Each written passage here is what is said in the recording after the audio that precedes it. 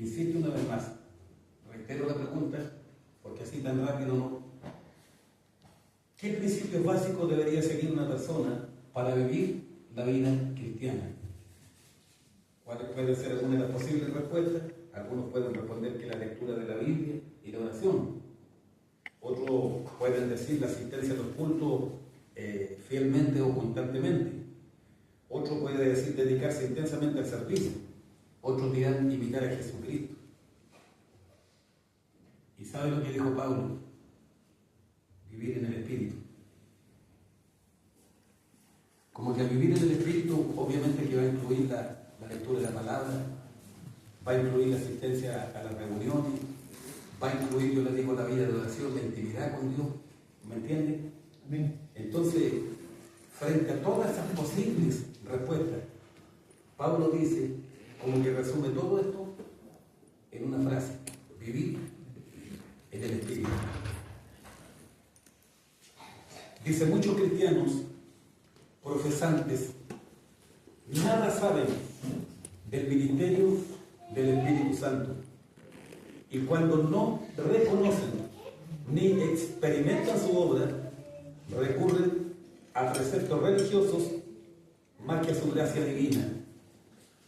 Por ahí algo va, a lo mejor usted sin pensarlo, y yo sin saberlo no estamos de acuerdo. Entonces yo digo a veces, hacemos cosas instintivamente, las hacemos por instinto. No hay mala intención aquí, sino que por instinto, o sea, tiramos manotazo de abogado. Entonces dice, muchos cristianos profesantes nada saben del ministerio del Espíritu Santo, y cuando no reconocen ni experimentan su obra, recurren a preceptos religiosos más bien que a su gracia divina. Ahora escucha bien, y esto va por lo que predicamos. Hay muchos sermones fuertes en el énfasis moral, pero débiles en la enseñanza de la necesidad y ayuda del Espíritu Santo. ¿Qué quiere decir esto? Si nosotros nos vamos, por ejemplo, al mensaje fuerte en el aspecto moral, le vamos a dar, le vamos a dar, le vamos a dar. Y generalmente cuando el mensaje es muy desproporcionado en ese sentido, hay mucha moralidad. ¿Sabe al final lo que pensaba yo de Nancy? Al final nos vamos en el Evangelio de la prohibición. No hagas esto, no hagas esto, no hagas esto, no hagas esto, no hagas esto. Esto es malo, esto es malo, esto es malo, esto es malo, esto es pecado, esto es pecado, esto es pecado. Pero a la vez yo digo,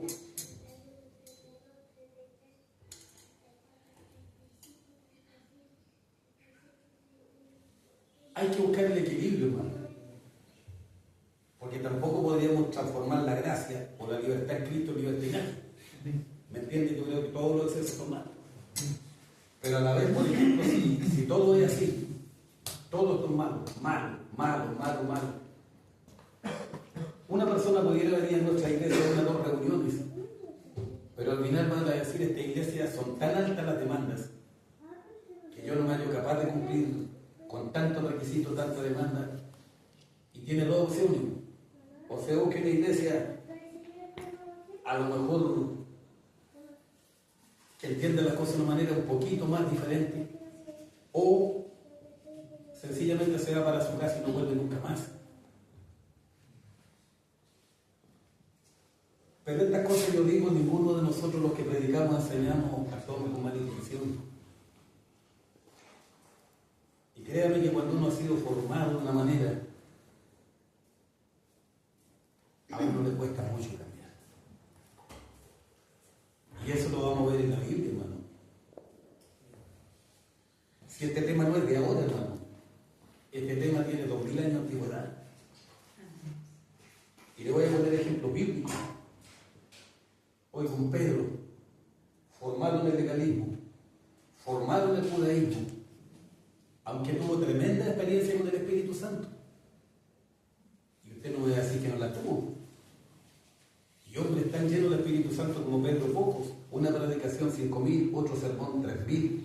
Oiga, es que no sé cuántos de los que estamos aquí podríamos decir, ¿sabe que yo paso y con la sombra mía los enfermos sanan?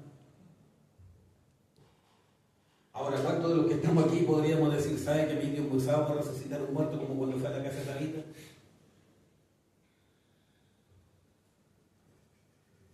¿Quién de nosotros tuvo ese privilegio que tuvo Pedro, que Dios en una visión le mostrara que el Evangelio y la salvación era para toda la humanidad y no solamente para un monopolio, un grupo exclusivo ahí como eran los judíos? Hoy uno puede ver el capítulo 15 de los Hechos, la primera conferencia yo diría que tuvo la iglesia cristiana ahí, la controversia, ¿cierto? Porque la iglesia se estaba haciendo mixta, no solamente había judíos, también empezaron a llegar los gentiles, y los judíos querían obligar a judaizar a los gentiles, y no que tenéis que guardar el día de reposo, que no podéis comer de estos 17 entre aves y tipos de alimentos que son inmundos considerados por la ley, es que tú no podéis, por ejemplo, ser parte nuestra si no te circuncidáis. Oiga, si vea que Pablo cuando llegó con Bernabé, dice que tuvo que pedirle a causa de los judíos que Bernabé se circuncidara para poder ser aceptado todo lo otro, si no, sencillamente le habían dicho, ya usted está bien, Pablo, pero este otro amiguito de que no le afuera, ¿no? Y habría sido una persona que lo habrían desechado. Y se acuerda usted cuando Pablo dice en la carta a los Gálatas, y tuve que reprender duramente, dijo, a Pedro, porque andaba obligando a judaizar a los demás, dijo. Oiga, ahí tuvieron un encontrón, pero de ese que sacaron chicos. Y a pesar de todo, oye, y Pedro, ¿cómo? Yo humanamente no tengo cómo entender a Pedro, no tengo cómo justificarlo. Y es mi hermano en Cristo, ¿cierto? Y un respeto tremendo de uno de los 12 apóstoles del Cordero, o sea, me saco el sombrero delante de él. Pero ¿cómo lo defienden en esa actitud? Cuando él andaba obligando a judaizar.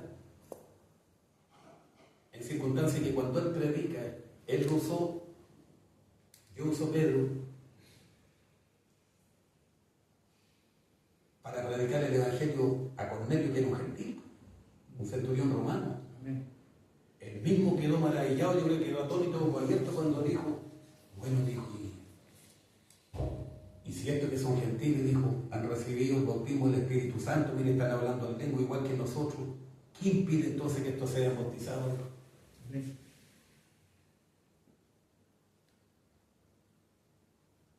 Pero aún así, con toda la revelación, pero la fuerza de la costumbre, ¿cuántas veces le jugó una mala pasada?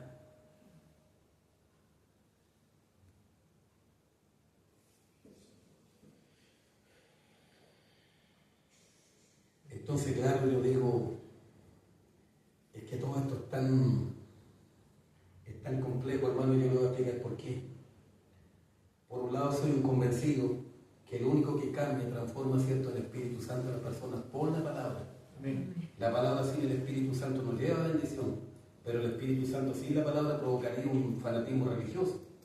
Entonces esto tiene que ser simultáneo y paralelo a la vez, ¿cierto? Yo digo, la palabra y el Espíritu Santo transformando. Entonces de repente uno puede decir, oye, hay que dejar obrar al Espíritu Santo. Pero ¿qué pasa si la persona lleva 5 años? Lleva 10, lleva 15, lleva 20 años, no es persona nueva dentro de la iglesia. Y todavía hay ciertas cosas que no han cambiado. Entonces la pregunta que deberíamos hacernos, ¿la falla está en el Espíritu Santo? ¿O también hay responsabilidad de la persona que no ha rendido su vida como debe o no se ha dedicado, ¿cierto?, a conocer más al Espíritu de Dios y a vivir conforme a la dirección que le vaya dando para su vida? Entonces tampoco hagamos vista gorda en eso. Por eso le digo, todo esto hay que buscar el equilibrio. No sé si me entienden.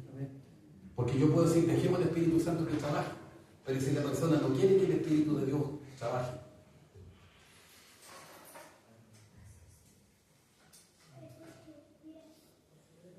Entonces, ya para pensar, dice, hay muchos sermones muy fuertes en el énfasis moral, pero débiles en la enseñanza de la necesidad y ayuda del Espíritu Santo. Es un grave error, dice, sustituir la enseñanza bíblica sobre el Espíritu Santo por la moralidad. El verdadero secreto del éxito para vivir la vida cristiana es dejar que el Espíritu nos guíe y nos dé poder. Si nosotros los que predicamos le ayudamos a la gente a comprender este hecho, se producirán vidas transformadas donde quiera que un código de ética no pueda hacerlo. Entonces no podemos sustituir la doctrina bíblica sobre la persona y obra del Espíritu Santo por códigos de ética morales. No se puede, hermanos. Entonces lo único que pueda nosotros cambiarnos, transformarnos, sacar las cosas del Señor. Yo hace tiempo que vengo tocando este tema, hermano, y lo he tocado con diferentes personas, con encargados de obra en nuestro ministerio, porque a veces no siempre vemos las cosas iguales. Y por eso, como decía mi hermana, es bueno que nos pongamos de acuerdo, para que dentro de la medida de lo posible lleguemos a un consenso. Yo otro día le decía a un hermano, mire, hay mucha gente aquí en la tierra que se adapta muy bien a los sistemas. Pero el problema es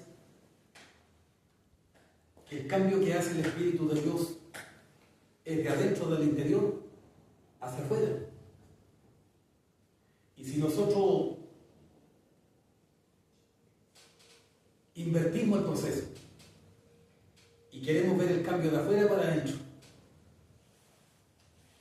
lo único que vamos a conseguir es que la persona se adapte al sistema y a la vista nuestra esa persona está actuando correctamente, pero sin haber un real cambio, un genuino cambio aquí, en el corazón, hermano. Y le voy a poner un ejemplo. Como ustedes siendo San Javierino no van a conocer Maitencillo, sería raro, ¿cierto? Porque no conozcan el Mimbral, porque resulta que en mis tiempos de comerciante, 30 años anduve en esa. Un día llegamos una tarde por ahí, por esos campos de Maitencillo, unos callejones, la población de Maitencillo, andábamos en nuestro trabajo con la pastora Marcela, cuando veo dos señoritas jóvenes. Oiga, pero igual que los militares cuando están allá en el polígono de campo de entrenamiento.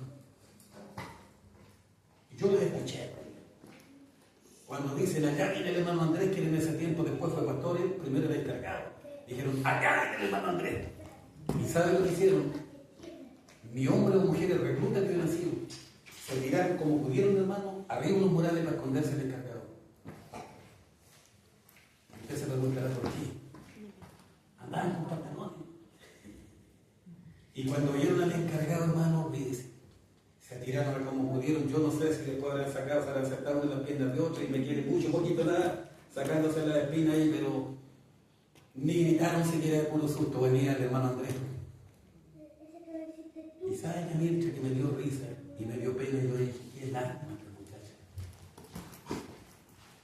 ¿Qué sacan de esconderse del hermano Andrés? Si al final hay uno más grande que lo está mirando con la boca. Entonces eran del coro y dijeron para que no la viera el encargado. Entonces a eso vengo. Ahora, ¿de qué me sirve a mí, hermano? Yo puedo decir que la mujer no puede vestir el pantalón y perfecto. Ustedes, la hermanita, no van a llegar con pantalones aquí. Pero resulta que usted se va a hacer para allá, para el Mimbral, va a andar por allá por el centro, la avenida Chorrillo, va a andar por allá por alguna veguita, y las hermanas andan igual de pantalones. ¿Sabe lo que pasa ahí? Que Dios en esa área no ha tratado con esa hermana. Señorita, joven, mujer casada, como se ha tratado, Señor. ¿Y sabe por qué se lo digo?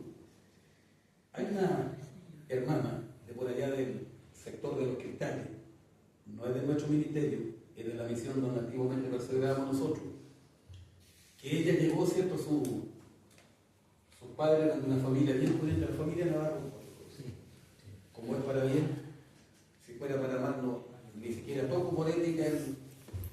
Y sabe usted que llegó a ser pastor, pero cuando ella conoció al Señor,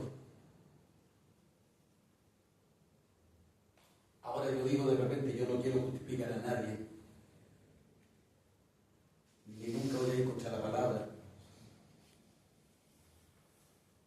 Por eso es que hoy yo, con el paso de los años, no es que yo me haya hecho más blando, me relaje, de ninguna manera. Solo que estoy un poco más cauto, nada más.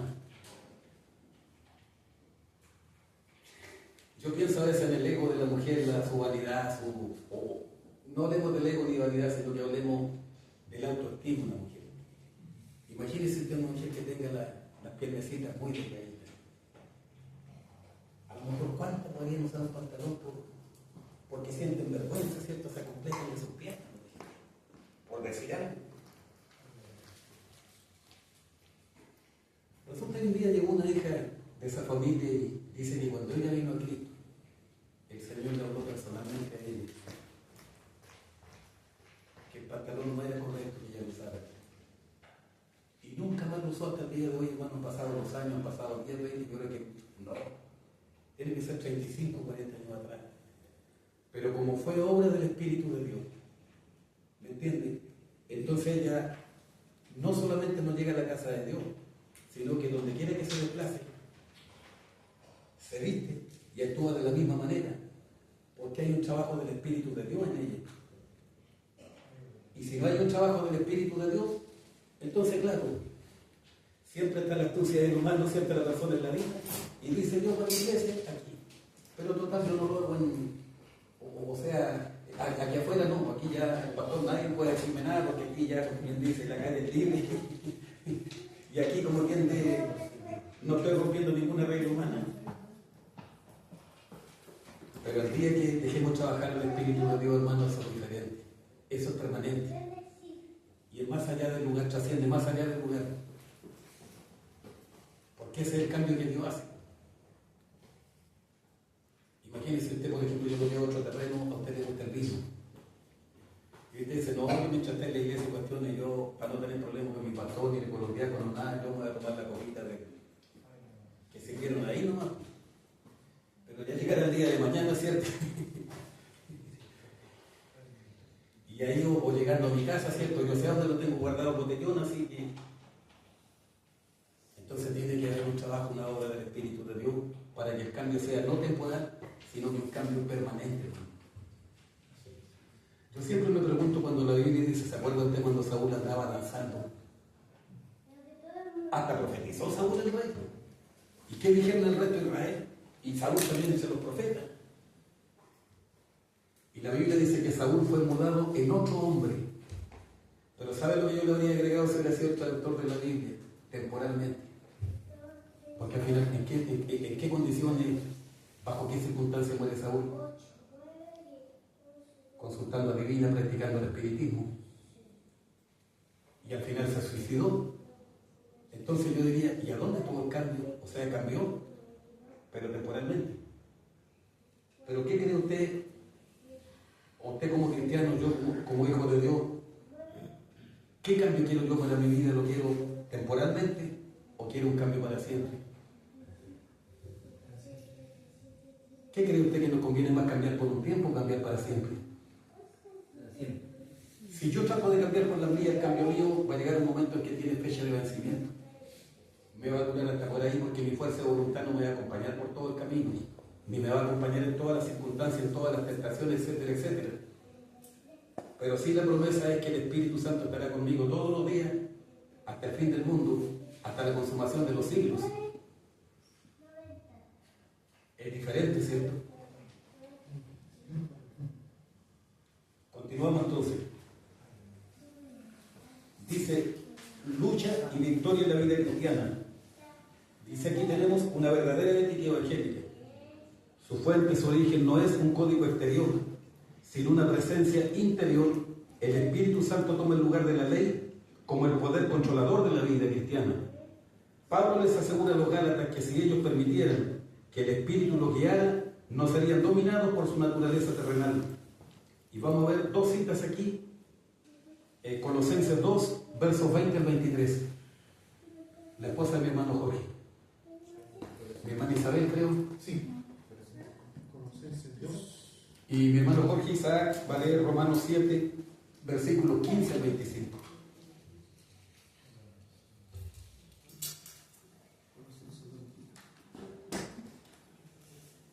Colosenses 2, el versículo de Colosenses. Colosenses capítulo 2, versos 20 al 23. Pues si habéis muerto con Cristo en cuanto a los rudimentos del mundo, ¿por qué, como si vivieseis en el mundo, os sometéis a preceptos, tales como no manejes, ni gustes, ni aun toques, en conformidad al mandamiento y doctrina de hombres, cosas que todas se destruyen con el uso. Tales cosas tienen a la verdad cierta reputación de sabiduría, en culto voluntario, en humildad y en duro trato del cuerpo, pero no tienen valor alguno contra los apetitos de la carne.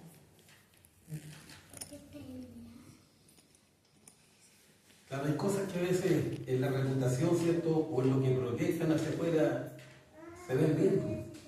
Imagínense, por ejemplo, yo le digo, por ejemplo, una persona que dijera en ese tiempo, trasladándonos al tiempo, dijera, no, el día del sábado yo no trabajo, porque el día sábado es el día del reposo, el día del Señor, y hasta el día de hoy hay mucha gente que sigue guardando el día del reposo. De repente hay otro que dice, yo no guste o no maneje, no, yo no sabe que el conejo yo nada que ver, con la liebre tampoco, con la carne de cerdo menos, porque resulta que la Biblia aquí dice en el libro Levítico que yo no debo tocar esta carne, esto lo otro. Perfecto. Incluso hasta el apóstol Pablo tuvo que dar consejo a la iglesia de Roma, ¿se acuerdan cuando un día dijo, uno hace la diferencia entre uno día y otro día? Pero el que guarda el día de reposo, para el Señor lo hace, el que no lo guarda para el Señor no lo hace. O sea, en el fondo ya como que les dijo, vamos a seguir eternamente con esta disputa que no nos van a llegar a ninguna parte. Entonces al final, si al final todas las leyes se resumen en una sola, y eso lo dice la Biblia, ¿y sabe usted dónde está el verdadero cumplimiento de la ley? Y dónde uno pueda guardar toda la ética y guardar todos los mandamientos. La ley del amor.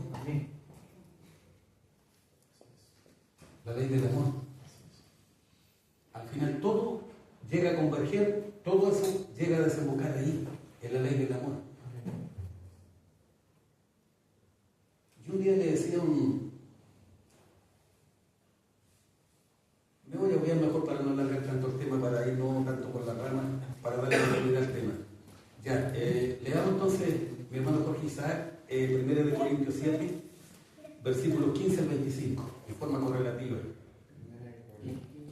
7, no, Romanos 7, disculpe, Romanos 7, versos 15 al 25, hasta que me está extrañando.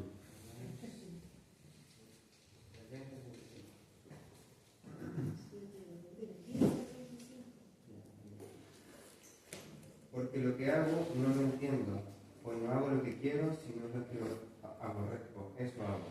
Y si lo que no quiero, eso hago, pruebo que la ley es buena, de manera que ya no soy yo quien hace aquello, sino el pecado que mora en mí. Y yo sé que en mí, esto es, en mi carne, no mora el bien, porque el querer el bien está en mí, pero no hacerlo. Porque no hago el bien que quiero, sino el mal que no quiero, eso hago.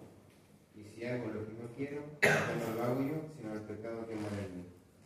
Así que, queriendo yo hacer el bien, hallo esta ley, que el mal está en mí, porque según el hombre interior me deleito en la ley de Dios, pero veo otra ley en mis miembros que se revela contra la ley de mi mente y que me lleva cautivo a la ley del pecado que está en mis miembros. Miserable de mí, ¿quién me librará de este cuerpo de la muerte? Gracias doy a Dios por Jesucristo, Señor nuestro. Así que yo mismo con la mente sirvo a la ley de Dios, más con la carne a la ley del pecado. Oiga, ahí, si hubo un hombre, pero yo creo que no es que pasara de un día para otro, de un capítulo a otro. Yo creo que todo eso le llevó algunos años, le llevó algún tiempo. Tomar a Pablo fue un proceso que él vivió, de pasar de vivir la vida en la carne a vivir la vida en el espíritu. De vivir, por ejemplo, tratando de cumplir con toda la demanda de la ley, para llegar al final con un resumen. Al final, yo creo, después de un largo tiempo, que él no era capaz de cumplir la ley. Porque si él dice, él era fariseo de fariseos. Oiga, si había alguien que era en la parte exterior, visualmente hablando, yo creo que nadie es más justo visualmente que un fariseo. Oiga, es que yo era estricto. Oiga, un fariseo no iba a comer sin lavarse las manos, por ejemplo. No, para ello lo irá viendo usted. Oye, quiero que se imagínese usted ¿Alguno de ustedes vino a trabajar ahí cuando construyeron este templo? Oye, si no estaban los baños, todos los otros comerían más de alguna vez, dada la circunstancia de repente que usted por el apuro y por el hambre y todas las cuestiones para que la hora avanzara, de repente a lo mejor no hubo tiempo para darse las manos. Oiga, lo hubiera visto un fariseo que, ese San Javier, el ministerio de Cristo, la respuesta del pastor Joel, no, sí. Yo no lo dije, lo pensé no. Ya de partida usted lo habrían condenado a la primera. Si hubiera estado la persona Marcela ahora que hay baño y lo ve salir del baño antes que usted la vaya a saludar a preguntarse, ¿se lavó las manos? ¿Por qué eso lo ha hecho? Claro, se llama el tema de fariseísmo, esas cosas ya de higiene, ya. Eso ya no tiene nada que ver con la parte espiritual. Entonces yo le digo, ¿se da cuenta usted? Un fariseo se da ya de partida. ¿Qué pasaron cuando vieron recogiendo espigas el día de reposo? No, ¿qué van a hacer de Dios esto? Entonces, para todo una regla, hermano. Oiga, ¿sabe usted que llegan pastores traumatizados aquí en el ministerio? Oiga, todas las iglesias que de repente uno recibe en el sur, ¿sabe lo que dicen? Oiga, yo quiero saber cuáles son los estatutos del ministerio. Y yo lo quedo mirando y me sonrío y le digo, oiga, pastor, ¿por qué no nos entendemos de una manera menos complicada? ¿Por qué no nos entendemos por la palabra mejor? Y dejemos los estatutos en segundo lugar. No son importantes, porque estamos aquí bajo la ley del hombre. Pero hay misiones que uno conoce que dice el baño en toda iglesia tiene que estar al fondo y a la derecha, por estatuto. Entonces los pastores como que marchan así. Están, pero yo creo con Parkinson ya los tienen traumatizados porque todo tan estructurado, tan reglamentado, todo normado. Entonces al final ya, un día una hermana en la iglesia predicó un sermón tan bonito y dijo una frase que quedó para el bronce. Dijo, hermano, nosotros hemos vivido toda una vida tratando de cumplir muchas cosas dentro del Evangelio que no nos ha dejado disfrutar la gracia de Dios, dijo. Y pasa eso, hermano. Hemos disfrutado poco la gracia del Señor nosotros.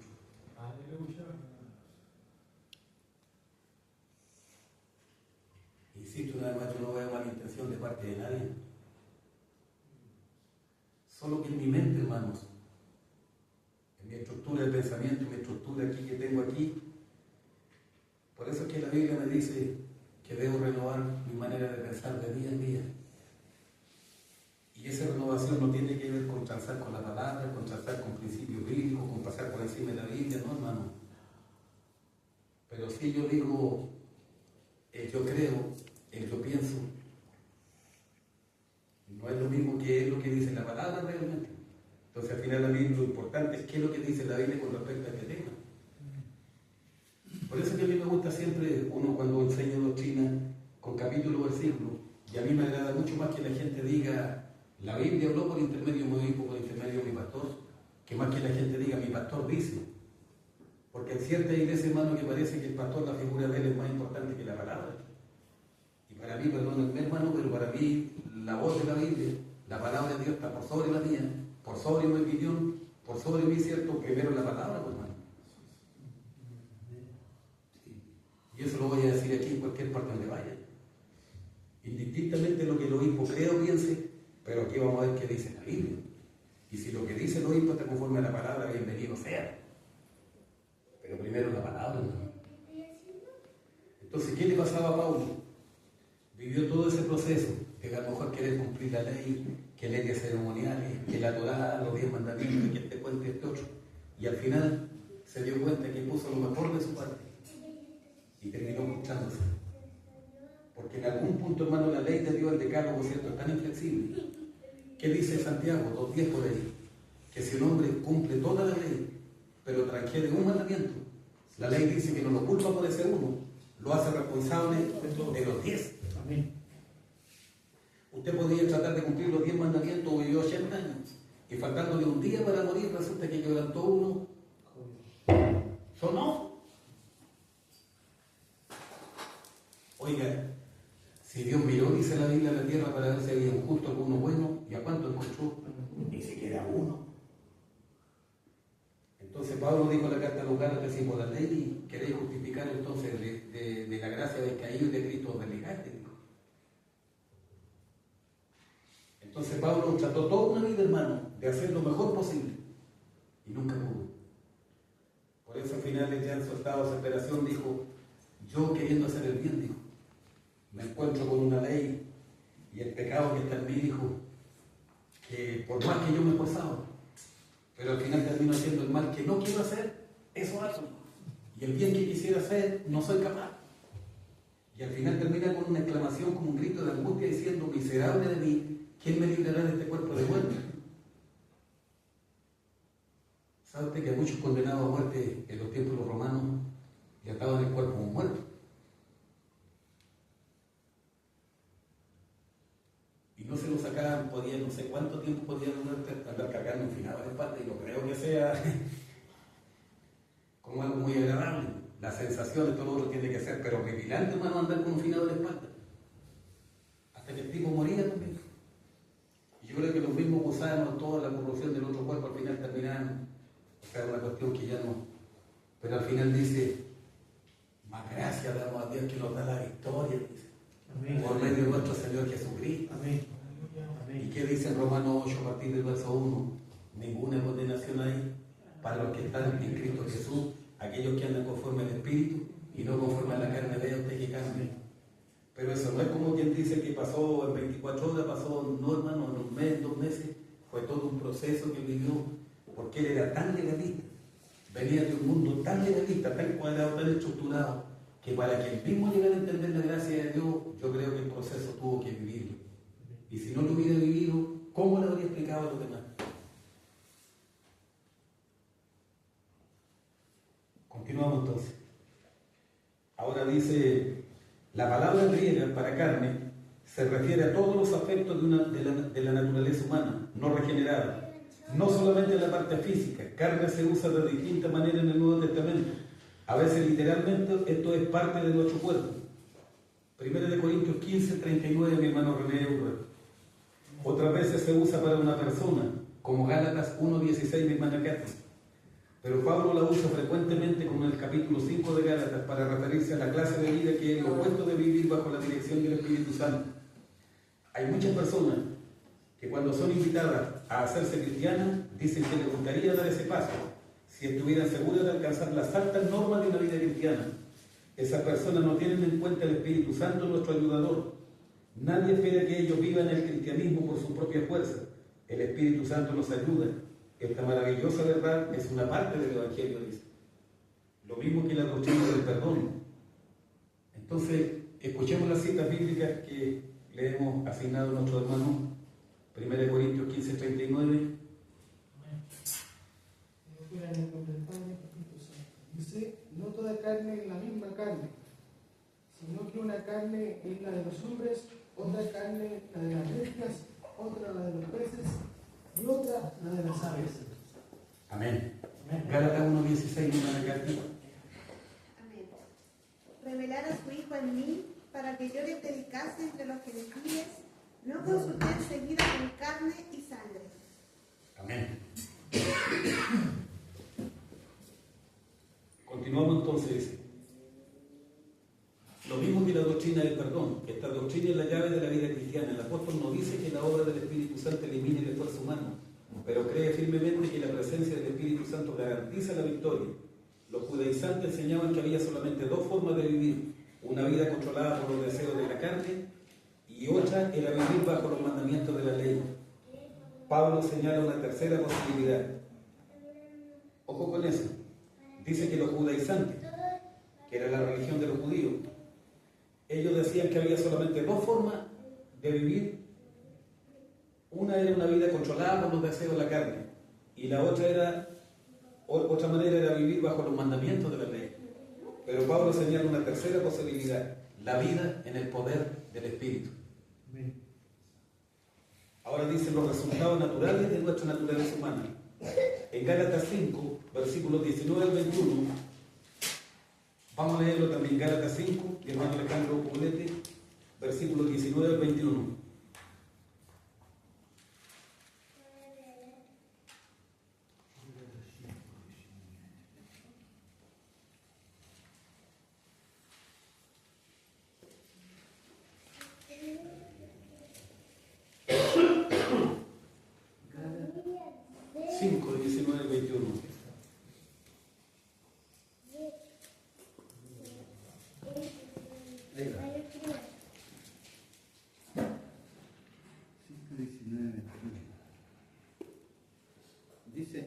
estas son las obras de la carne, que son adulterio, fornicación, inmundicia, lascivia, idolatría, hechicería, enemistades, pleitos, celos, iras, contiendas, disensiones, herejías, envidias, homicidios, borracheras, orgias y cosas semejantes a estas, acerca de las cuales os amonesto, como ya os he dicho antes, que los que practican tales cosas no heredarán el reino de Dios. Amén. Amén. Como este es un estudio, respetuosamente mi hermano Alejandro, la palabra es orgías. Orgías. Orgías. Orgías. Correcto.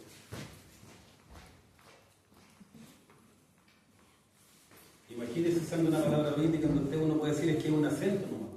Pero imagínese que usted aplique mal el acento de la palabra espíritu.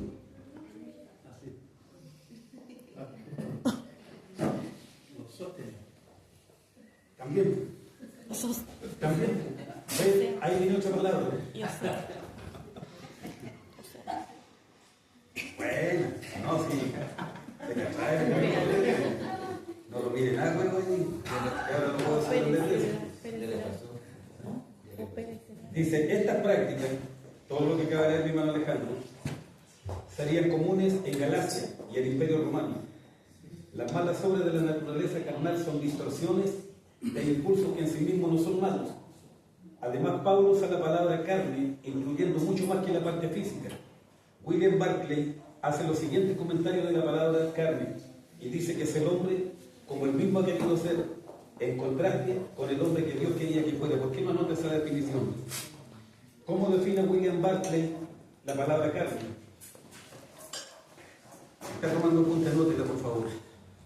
Dice William Barclay, comenta con respecto a la palabra carne, dice que es el hombre como el mismo ha querido ser. Carne es el hombre como el mismo ha querido ser, coma, en contraste con el hombre que Dios quería que fuera. La carne representa el efecto total que ha tenido sobre el hombre, su propio pecado, el pecado de sus padres y el pecado de todos los hombres que lo han antecedido. La carne es la naturaleza humana como ha venido a ser a través del pecado. Como dice Eclesiastés 7:29. Mi hermana Paulina, busque Eclesiastés 7:29, por favor. Y después vamos a ver los vicios específicos, podemos agruparlos en 4 categorías y ahí vamos a ver y hasta aquí vamos a dejar por hoy día. Yo creo que la próxima vez que venga vamos a continuar con este tema. ¿7:29? Sí, Eclesiastés 7:29. Amén. He aquí solamente esto he hallado, que Dios hizo al hombre recto, pero ellos buscaron muchas perversiones. Se da cuenta que el hombre no es como Dios quiso que el hombre fuera, sino que en la carne es como el hombre quiere ser. Y no es como Dios quiso que el hombre fuera. Y lo confirma el sabio Salomón. Así que, hermano, créame que es una linda experiencia la que estoy viviendo con ustedes. Es algo inédito. Bueno, pocas veces a uno la iglesia, alguna iglesia, el ministerio le pide a uno que pueda venir a exponer un tema bíblico. Dios sabe que en mí siempre ha estado la voluntad, ha estado el deseo. Es algo que amo, hermano, la enseñanza de la palabra y es parte de mi esencia en Cristo. Y también creo, hago mía esa promesa que dice, bienaventurado siervo, Mateo 24 al final dice que trajere el alimento a tiempo mi pueblo. De cierto, cuando yo volviere le pondré sobre todo mis bienes, dice. Así que feliz, hermano, de estar con ustedes. Agradecerles también que hayan apartado un tiempo para estar aquí, ¿cierto? Y yo sé que más de algo es claro, alguna bendición, alguna palabra, de alguna manera usted se va a ir bendecido. Amén. Así que eso es lo importante, hermano. Y lo otro que le voy a decir yo, los días miércoles, aunque sean diferidos, hermano, usted echa mi Cristo en la respuesta. Ahí estamos hablando todos estos temas de la gran tribulación, la cronología, todo lo otro. Incluso quiero empezar a hacer como un repaso, porque, o si no, al final en el tiempo. Y lo último que le voy a pedir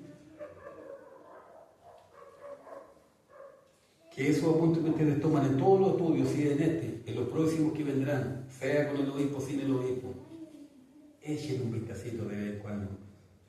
Porque sabe cuál es el gran problema de la gente que asiste a los estudios. Toman apunte, anotan, y hay gente que tiene una capacidad de síntesis, pero yo le digo de resumir, pero extraordinario. Pero ¿de qué le sirvió? Si usted esos apuntes no lo... Usted diría que aquí no es como en el colegio yo tenía que estudiar sí o sí lo que me habían dictado, los apuntes, todo, porque me iban a poner una nota, y si yo no me preparaba para la prueba, pero resulta que estamos siendo probados todos los días de la vida, hermano. Y a lo mejor algo que se enseñó aquí le va a hacer falta mañana y usted no va a poder ocuparlo porque resulta que usted lo dejó en el baúl del recuerdo. Pongámonos de pie. Gracias, Padre Celestial.